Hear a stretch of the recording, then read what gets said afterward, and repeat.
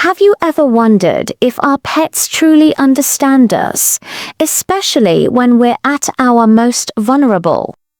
Today, I want to share a story that answers that question with a resounding yes. It's about a man named Andrew and his ginger cat, a little fluff ball named Frank. Their bond was always special, but it was a single, terrifying moment that revealed just how deep their connection truly was.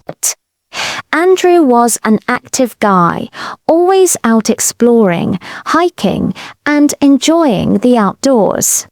Frank, being a typical cat, preferred the comfort of a sunny spot on the carpet. But he always greeted Andrew at the door, purring and rubbing against his legs, as if to say, "Welcome home, my human." Now, where are the treats? Their life was a comfortable, happy routine until one Saturday afternoon when everything changed. Andrew was fixing a loose shingle on his roof when his ladder slipped. The fall was sudden and brutal. He landed awkwardly, a searing pain shooting up his leg. He knew instantly it was bad. Lying on the grass, unable to move, his first thought wasn't about the hospital, but a wave of panic about Frank. Who would feed him? Who would let him in and out? As he lay there, dizzy with pain, he saw a flash of orange fur. Frank had come sprinting out of the house. But instead of being skittish or scared, the little cat did something extraordinary.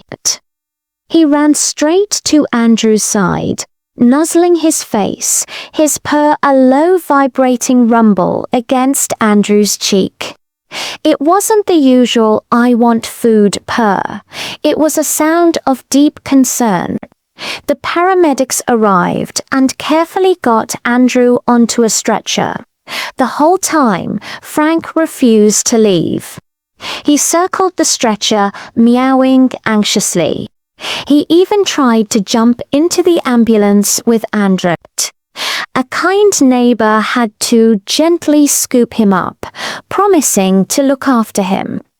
As the ambulance doors closed, the last thing Andrew saw was his little ginger cat, watching with wide, worried eyes. Andrew had a severe fracture and needed surgery.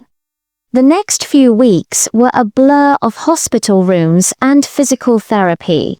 His neighbor was a lifesaver, making sure Frank was fed and cared for. But every time Andrew spoke to his neighbor on the phone, the report was the same. Frank was withdrawn. He spent most of his time sitting by the front door, just waiting. He'd lost his usual playful spark. Finally, the day came when Andrew could return home. He was on crutches, his leg in a heavy cast. As he slowly made his way through the door, he was immediately greeted by a frantic, purring ball of orange fur. Frank was all over him, rubbing against his good leg, his cast, and weaving between his crutches, meowing non-stop. It was a hero's welcome. From that moment on, Frank became Andrew's personal nurse. He never left his side. If Andrew was on the couch, Frank was curled up on his lap, carefully avoiding the injured leg. At night, instead of sleeping at the foot of the bed, he slept right by Andrew's chest, a furry, warm presence.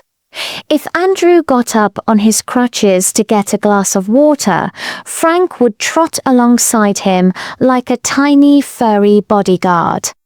It was more than just company. It was a constant, silent show of support. Frank seemed to understand that his human was hurt and needed him. The purrs were constant, a therapeutic sound that soothed Andrew's stress and pain. He would gently nudge Andrew's hand with his head, as if to say, "I'm right here. You're not alone." Friends and family would visit, bringing food and good wishes, but Frank's vigil was 24/7. He was the one constant, unwavering presence through the long, slow recovery. This story is such a powerful reminder that the love of an animal is a unique and precious gift. Frank wasn't just a pet, he was family. He showed a level of loyalty and empathy that goes beyond simple instinct.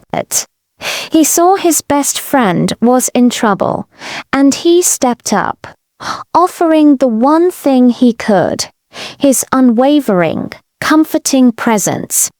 It's a beautiful testament to the incredible bond we can share with our animal companions. What do you think?